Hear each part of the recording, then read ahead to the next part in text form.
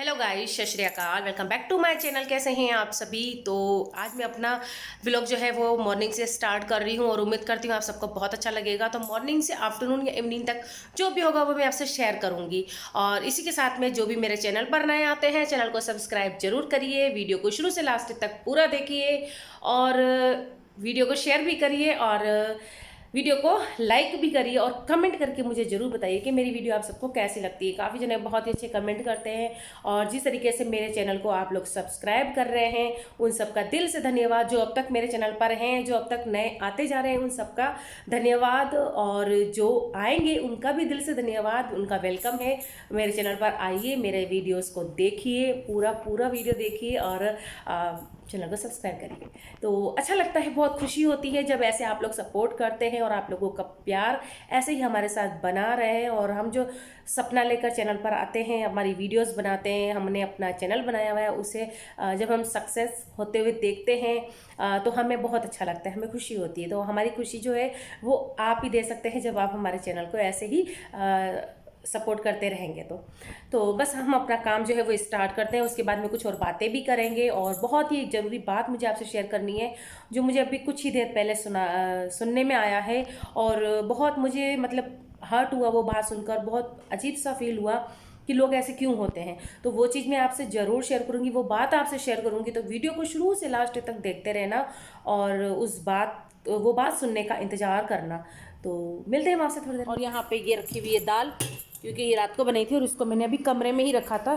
क्या होता है कि अभी गर्मी ज़्यादा है ना, तो ऐसी चीज़ें ना, दालें हैं क्या, वो ख़राब हो जाती हैं। यहाँ पे भैया भी आ चुके हैं, सफाई चालू है कमरे की, घर की।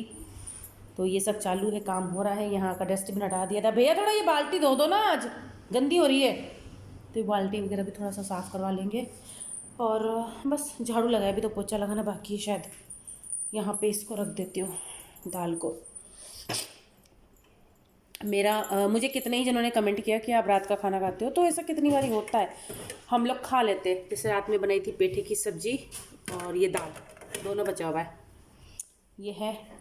ये रहे हमारे कल्याण भैया किसी को अगर काम की ज़रूरत है तो कल्याण भैया को बुलाओ और बस भैया बाल्टी धो देना ना, थोड़ा सा इसको साफ कर दो बाल्टी, ये करो। और थोड़ा ना यहाँ पे भी कपड़ा, ये रहा ना, यहाँ पे भी कपड़ा लगाया करो। मैं कह रही हूँ भैया को यहाँ पे ये साफ़ करने को, क्योंकि ये ना जैसे यहाँ कचरा डालते हैं ना तो इसमें छींटे लगते हैं। ये देखो, ये भी दीवार गंदी हो रही है, ऐसे फिर क्या ये और गंदी हो जाएगी। ये फिर अभी त्यौहार वगैरह भी आ रहे हैं, तो ये देखो, ये थोड़ा गीला कपड़ा है ना, यहाँ भी लगाओ। ये सब चीज़ें साफ़ होते रहते हैं ना, लगते हैं तो इतना गंदा नहीं होता बाद में त्योहारों पर। तो बस यहाँ पे भैया को मैंने थोड़ा सा काम पकड़ा दिया है। ये रहे भैया जो साफ़ कर रहे हैं। वाले भैया को थोड़ा सा मैंने काम पकड़ा दिया है, क्योंकि क्या होता है ना कि जब त्यौहार आते हैं ना तब बहुत सारा काम हो जाता है। इसलिए मैं अभी ना थोड़े काम ऐसे करवा लेती हूँ। जैसे डस्टबिन साफ़ करवाना है, उसको धो के साफ़ करके लगा देते हैं ना, तो इतना गंदा नहीं होता और बदबू भी नहीं आती है। ये है अभी कब किया था, मेरे ख्याल से जब हम लोग यहाँ शिफ्ट हुए थे तो 2-3-4 महीने हो चुके हैं, तब से शायद नहीं धोया है, क्योंकि कोई बोलने वाला नहीं होता है। और मैं ही हूँ जो इन चीज़ों के लिए बोलती हूँ। मैं बहुत इन चीज़ों के लिए कहती हूँ कि भैया ये थोड़ा ये साफ़ कर देना, भैया थोड़ा ये कर देना। क्योंकि देखो, मैं अपने कमरे की सफाई मैं खुद करती हूँ, किचन की भी ज़्यादातर मैं खुद ही करती हूँ। मतलब भैया पोछा लगा के जाते हैं, उसके बाद जो ऊपर का सेल्फ वगैरह जो लगी हुई होती है, स्टैंड जिसे कहते हैं, जिसे प्लेटफॉर्म कहते हैं, वो सब मैं साफ़ करती हूँ। सिंक मैं साफ़ करती हूँ। फिर जब गंदा होता है, नीचे पानी थोड़ा बहुत तो जाता ही है फर्श पे, फिर वहाँ पे पोछा लगाती हूँ फर्श पे। तो ऐसे करके किचन का काम भी मेरा हो जाता है और रूम की साफ़ सफाई मैं खुद करती हूँ अपने कमरे की। और फिर कितनी बार ये होता है कि वॉशरूम भैया साफ़ करके जाते हैं, लेकिन कभी कभार ऐसा होता है कि जब कपड़े वगैरह धुलते हैं ना मशीन में, तो वॉशरूम भी गंदा हो जाता है, तो उस वजह से फिर वहाँ भी मुझे साफ़ करना होता है, पानी वानी ढोलना होता है। तो ऐसे करके ये छोटे छोटे से काम जो है ये भी हो जाते हैं और कमरे की साफ़ सफाई भी मेरी खुद करती हूँ मैं। तो इसलिए फिर क्या है कि भैया से ये छोटे छोटे और काम में निकलवाती, जैसे दरवाजे साफ़ करने हैं या फिर डस्टबिन साफ़ करना है, या फिर डस्टबिन के साइड में जो दीवारें हैं उनको साफ़ करनी, जिससे क्या है गंदगी नहीं होगी और बदबू नहीं होगी। क्योंकि बदबू से मुझे बहुत एलर्जी है। जैसे ही बदबू मेरे तक पहुंचती है तो मुझे छींकें चालू हो जाती है। ये मेरी प्रॉब्लम है, बदबू है या फिर ऐसी ही कोई स्मेल आ जाती है ना, उससे, इसलिए। तो ये भैया काम करके जाएंगे, उसके बाद में मैं लगूंगी अपने कमरे की साफ़ सफाई करने के लिए। और जब तक क्या है कि क्योंकि मेरे को ये रहता है, मैं पहले किचन की साफ़ करूँगी, किचन का जो प्लेटफॉर्म वगैरह है वो सब साफ़ करूँगी। तो बस यही है, भैया अपने बाहर का काम कर रहे हैं और यहाँ पे टीवी में पाठ चल रहा है। और अब आप लोग ये मत कहना कि सिर पे दुपट्टा नहीं लिया, तो मैं तो नहीं लेती भाई, पाठ टीवी में चल रहा है, दिल में श्रद्धा होनी चाहिए। मैं जी है और यहाँ पे बस काम में कर लेती हूँ। कैमरे को लगाऊंगी अब मैं ट्राइपॉड पर। तो अभी बस मेरा जो काम है वो शुरू हो चुका है। सबसे पहला काम होता है चादर वगैरह हटाकर उसे फिर से झटक कर और फिर से बिछा देना। कितनी बारी मेरा ये होता है कि मैं रोज़ चादर को नहीं हटा के साफ़ करती, यानी उसको रोज़ हटाकर झटकना ये नहीं करती, क्योंकि देखिए हम लोग खाना तो बेड पर बैठकर नहीं खाते, यानी पलंग पर बैठ के खाना वगैरह नहीं खाते, तो कुछ ऐसा गंदा होता नहीं है। इसीलिए तो मैं क्या करती हूँ, एक दिन छोड़कर एक दिन ऐसे मैं चादर को झटक के बिछाती हूँ। जैसे मैंने आज चादर को झटक के बिछाया तो मैं कल इसे नहीं हटाऊंगी, बस ऐसे ही सीधा कर लूँगी। और इस तरीके से बस मैं ये करती हूँ, क्योंकि चादर को रोज़ रोज़ हटाकर फिर साफ़ करो, फिर झटको, फिर लगाओ, तो उसमें मेरे को ये लगता है कि मेरे 5 से 10 मिनट इसमें चले जाते हैं, तो ये मेरे 5-10 मिनट मेरे बच जाते हैं। इसलिए तो बस ऐसे यही मेरा काम है। और चादर जो है मेरी ये बहुत बड़ी, यानी किंग साइज़ है, पिंक साइज़ कह रही हूँ, देखो कि ज़बान कितनी लड़खड़ा रही है। तो किंग साइज़ में जो चादरें होती हैं ना वो बहुत अच्छी होती हैं। और जैसे काफ़ी जने बोलते हैं ना कि हम जो चादर लेते हैं वो सिकुड़ भी जाती हैं, छोटी भी होती हैं, पूरा अच्छे से फोल्ड नहीं होती, लेकिन हाँ जो दुबई में हम लोग चादरें लेते हैं ना, ये चादर बहुत अच्छी होती हैं और ये पूरी चारों तरफ से बहुत अच्छे से फोल्ड हो जाती हैं। लेकिन ये है कि इसका जो गद्दा, जिसे हम क्या बोलते हैं आप लोग बताइएगा, मैं भूल गई इस समय नाम। तो ये जो है ना ये थोड़ा है ना छोटा है, पलंग किंग साइज़ में है, और जो इसका जो गद्दे को क्या बोलते हैं यार, मैं इस समय भूल गई। जब यही होता है, जब हम वॉइस ओवर करते हैं ना कुछ जो है कुछ भूल ही जाते हैं कि क्या बोलना होता है क्या नहीं। तो यहाँ पे बस चादर बिछ चुकी है और यही जो है तकिए वगैरह ये मैंने वापस से सेट कर दिए हैं, और छोटा जो तकिया है वो मैं एक साइड में लगा दूंगी। तो ऐसे करके मेरा ये काम हो जाता है। उसके बाद में मैं आती हूँ सोफ़े की तरफ। तो सोफ़ा आप देख सकते हैं बहुत गंदा हो चुका है, तो बस कुछ ही टाइम बाद में मैं ये सोफ़ा चेंज करने वाली हूँ, जो कि मैंने पहले भी बताया है।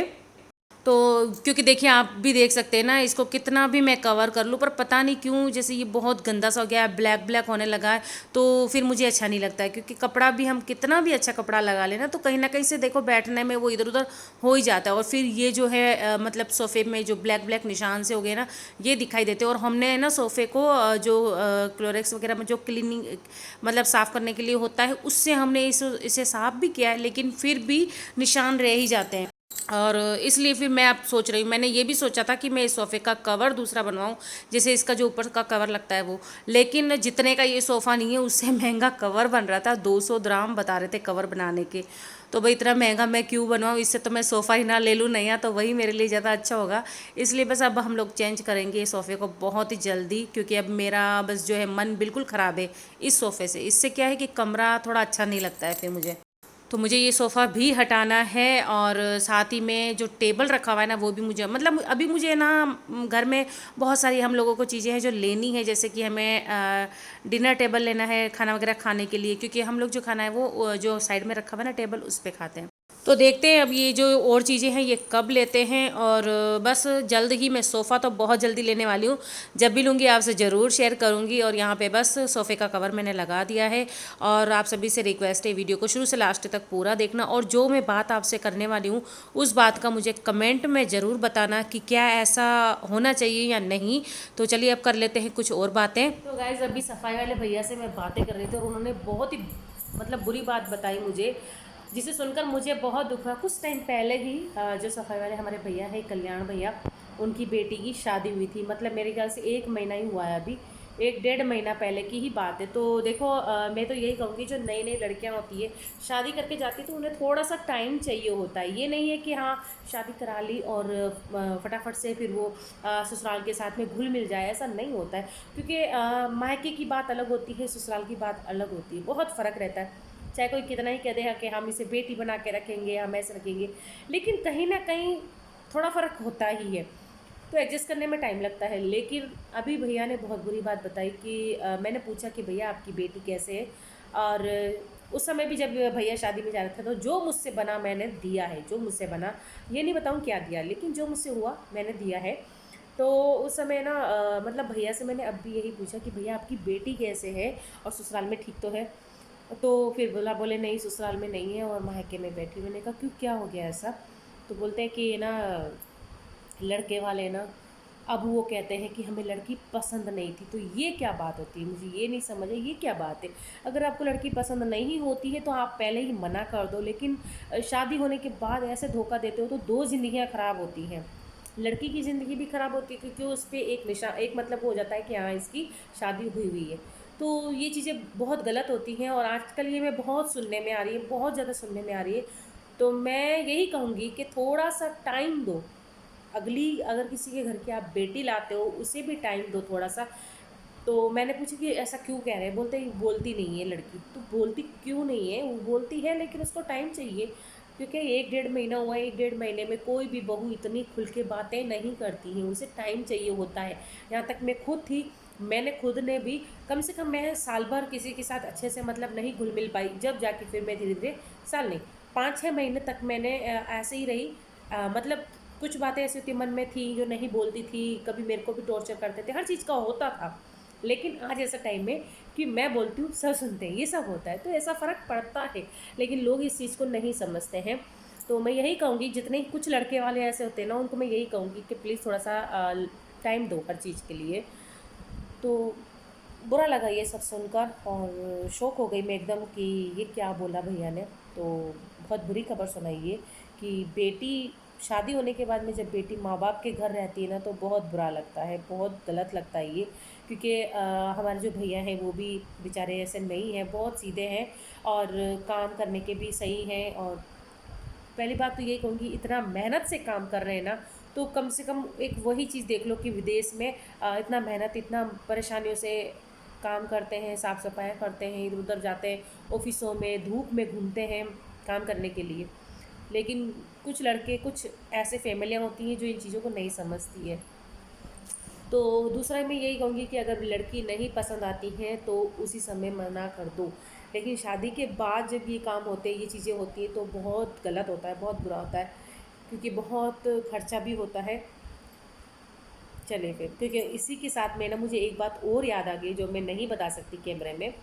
तो बस यही कहूँगी कि क्या लोग हैं, मुझे नहीं ऐसा लगता कि आजकल के टाइम के जो जो लड़के ना वो नहीं समझेंगे इस चीज़ को। उन्हें ये रहता है शादी करें और बस वाइफ जो है हमारे साथ खुल के बातें करें। तो ये नहीं होता है, काफ़ी लड़कियां होती हैं ऐसी खुले मिजाज की और बोलती हैं, कुछ ऐसी होती है शर्मिली होती है जो नहीं बातें करती हैं। और भैया कह रहे हैं कि वो मेरे जैसी है, बिल्कुल मेरे जैसी है, मतलब जैसे मैं कम बोलता हूँ तो वो भी कम ही बोलती है। तो मैं कहती हूँ अच्छा है ना, अगर लड़की कम बोलती है तो अच्छा है। लेकिन पता नहीं लोगों को क्यों नहीं समझ आती ये चीज़।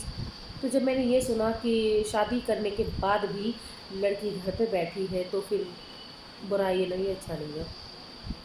तो कैसे कैसे लोग हैं दुनिया में। और चलो फिर, बाकी किस्मत उसकी है ना, मैं तो यही कहूँगी किस्मत पे छोड़ो। या फिर मैंने भैया को ये कहा कि भैया आप जाओ वहाँ पे, और क्योंकि भैया के मम्मी पापा हैं और छोटे भाइयाँ भी बता रहे थे सारा मुझे। वैसे कभी भी इतनी बातें नहीं करते, अब जाके मुझे सारी बात बताई कि मेरा भाई छोटा है और मैं बड़ा हूँ और मम्मी पापा हैं मेरे। तो मैंने कहा भैया फिर आप जाओ, आप वहाँ जाके फैसला करो क्या होता है क्या नहीं, क्योंकि ज़िंदगी भर ऐसे बेटी को नहीं बिठा सकते ना शादी होने के बाद। या जो भी बात होती है जाके करो वहाँ पे, तो देखते क्या बोलते हैं। फिर मैंने ज़्यादा बात मैं भी नहीं करी क्योंकि भैया फिर उदास से हो रहे थे। क्योंकि होता है ना कि एक बंदा इतना मेहनत करके अपनी बेटी की शादी करवाए और फिर ये सब बातें हो जाए तो नहीं होता। चलिए फिर मिलती हूँ आपसे थोड़ी देर में। तो गैस आज की ये वीडियो मैं यहीं पे ऐड करूँगी। और बस जो बातें मैंने अभी सुनी तो मेरा मूड थोड़ा ठीक नहीं रहा। और फिर अभी इस बीच में पहले मैंने बातें करी, उसके बाद में मैंने फिर से भैया से थोड़ी और बातें करी। तो मैंने भैया को यही बोला है कि भैया आप जाओ वहाँ पे और वहाँ पे बातें करो, उनको बोलो, अगर नहीं मानते तो अपनी बेटी वापस अपने घर रखो। और जो भी सामान आपने दिया है, जो भी गोल्ड आपने दिया है, क्योंकि मलबारियों में इनमें गोल्ड वगैरह बहुत ज़्यादा देते हैं, तो मैंने कहा जो भी आपने दिया हुआ है आप वापस लेके आ जाओ, बस बात खत्म करो, क्लियर करो। क्योंकि बेटी भी अगर अपने मायके में है, सामान उसका सारा वहाँ है, दहेज वहाँ पर है, और जो भी गोल्ड दिया हुआ है वो सब वहाँ पे, तो वो वहाँ क्यों रखा हुआ है, वो भी वापस लेके आओ। तो ये सब मैं बोल रही थी भैया को। और क्योंकि मेरे को बहुत दुख होता है, मेरे को बहुत फील होता है इन चीज़ों का, क्योंकि नहीं करना चाहिए ऐसा। हर बेटी को टाइम दो, हर बेटी, कोई भी अगर आप शादी करके लाते हो अपने घर में, उसे टाइम दो ताकि वो समझ सके परिवार को। ये नहीं है कि आते ही वो अपना परिवार संभाल ले, नहीं होता है। हर लेडीज़ को टाइम चाहिए होता है, किसी को साल भर चाहिए, किसी को 5 महीने चाहिए, तो ऐसे करके मतलब 1 साल तो चाहिए ही चाहिए। उस बीच में काफ़ी होती है जो जल्दी से घुल मिल जाती है, काफ़ी होती है जो नहीं घुल मिल पाती है। तो बस यही कहूँगी, टाइम दो, ठीक है। तो वीडियो को मैं यहीं एंड करती हूँ, और मेरा जो मन है ना वो अब नहीं कर रहा है आगे की वीडियो बनाने का, तो काम जो है वो मैं फटाफट कर लेती हूँ और अभी आपसे क्या शेयर। तो गाइस काम मेरा सारा हो चुका है, ये देखिए कुछ इस तरीके से मैं अपने बेड को, पलंग को अच्छे से सेट करती हूँ। यहाँ 2 तकिए लगा के, एक तकिया यहाँ लगाती हूँ, ये मुझे बहुत पसंद है, ये गोल वाला है ना, ये मुझे बहुत पसंद है, और मैं इसका कवर भी बनाने वाली हूँ बहुत जल्दी। और यहाँ पे ये देखिए पूरी साफ़ सफाई हो चुकी है, और जब घर की साफ़ सफाई होती है तो घर कितना चमकता है, कितना अच्छा लगता है।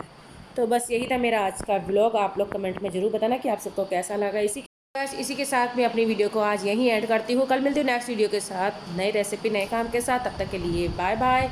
खुश रहिए और दूसरों को खुश रखिए, और जो मैंने आपको बात बताई है उसके लिए मुझे अपनी राय दीजिए, कमेंट में मुझे ज़रूर बताइए। Bye bye.